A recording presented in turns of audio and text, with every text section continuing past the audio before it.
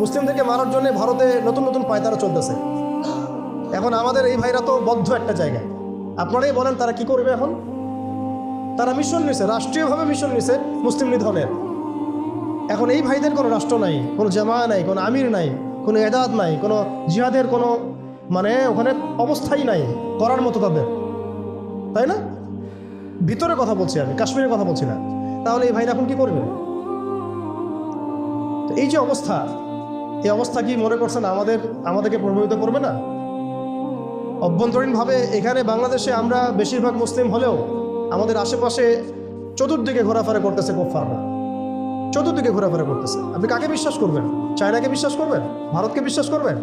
নেপাল ভুটানকে বিশ্বাস করবেন? না মায়ানমারকে বিশ্বাস করবেন? আপনি যাবেন কোন দিকে? আমাদের প্রস্তুতিটা কি? আমাদের প্রিপারেশন কি? রাষ্ট্র কি প্রিপারেশন নিচ্ছে? আমার কথা হচ্ছে রাষ্ট্র নাকি যুদ্ধ করে? সবাই বলেন একটা কথা না, রাষ্ট্রের অধীনে যুদ্ধ। তো রাষ্ট্র কি প্রিপারেশন নিচ্ছে? রাষ্ট্রের সে ফিকির আছে কিনা?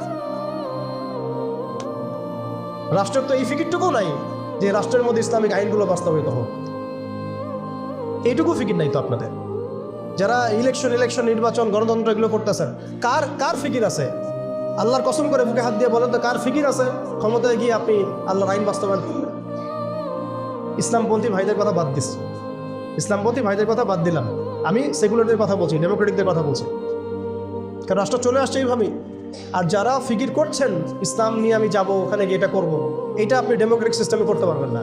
আপনাকে সিস্টেমটা সরাই ফেলতে হবে। গণতন্ত্র বলে কোনো শব্দই রাখা যাবে না, তারপরে শরিয়া কায়েম করতে পারবেন। শরিয়া আর গণতন্ত্র একসাথে থাকতে পারে না। শরিয়া, গণতন্ত্র, ধর্মনিরপেক্ষতাবাদ, কমিউনিজম এগুলো একসাথে থাকতে পারে না। একটা বোতল, এর মধ্যে আছে আপনার বিষ, এখানে আপনি দুধ খেতে পারবেন না। একটা বোতল, এখানে আছে বিষ, আপনি এটাকে 1000 বার ধুইতে হবে, ধোয়ার পরে আপনি দুধ ঢালতে পারবেন, খাওয়ার রিস্ক দিতে পারবেন, তাও খাবেন কিনা সন্দেহ আছে। আর এগুলো তো হচ্ছে মারাত্মক শিরকের বিষ। এগুলো পশ্চিমাদের দাসত্ব করাবে আপনাকে। আমাদের হচ্ছে বড় কান্ট্রি আছে একটা তুরস্ক, একটা ইসলামিক ল বাস্তবায়ন করছে কিনা দেখায়।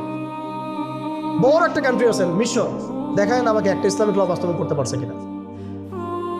তিউনিসিয়া পারছে কিনা, আজারবাইজান পারছে কিনা, মরক্কো পারছে কিনা, ইথিওপিয়া পারছে কিনা? আপনারা বলেন পারছে কি? ইয়েমেন পারছে কিনা, জর্ডান পারছে কিনা, লেবানন পারছে কিনা? পারে নাই।